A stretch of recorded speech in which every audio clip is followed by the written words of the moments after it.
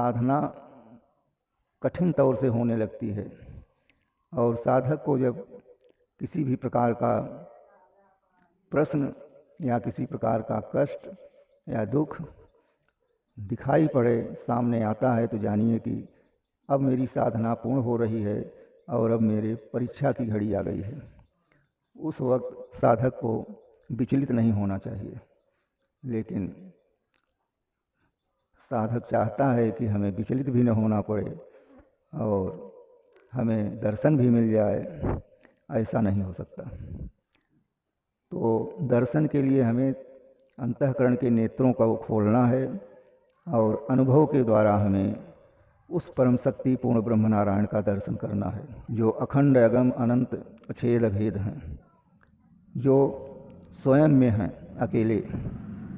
संसार परवश है, जीव परवश है, जीव अनेक हैं, लेकिन नारायण अकेले हैं, स्वयं अकेले हैं, स्वतः हैं।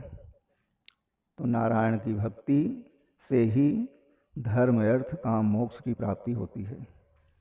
तो धर्म जब मिल जाता है तो अर्थ हमें मिलने की ज़रूरत नहीं है। जब धर्म मिल जाता है तो काम मिलने की ज़रूरत नहीं है, और जब धर्म मिल जाता है तो तुम्हें मोक्ष की भी ज़रूरत नहीं है, क्योंकि धर्म से ही नारायण का दर्शन, उनके अवतारों का अनुभव ज्ञान होता है। धर्म से ही युधिष्ठिर धर्मराज कहलाए।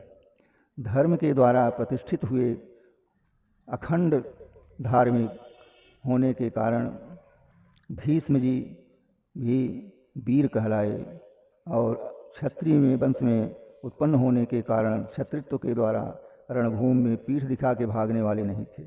इसलिए धर्म को ग्रहण करते हुए सारे कार्यों को किया। अंत में श्री कृष्ण को ही अपना श्रेष्ठ मान करके और उन्हीं के समक्ष मृत्यु को प्राप्त हुए। भीष्म की वीरता बखान बहुत ज़्यादा है, जिनका बखान नहीं हो सकता। कहने का तात्पर्य है कि धर्म से ही सारी क्रियाओं का बोध होता है, सारी क्रियाओं का उदय होता है और सारी क्रियाएं प्राप्त हो जाती हैं। तो धर्म यही है कि हम नारायण की भक्ति करें, नारायण का जाप करें, उनका मनन करें।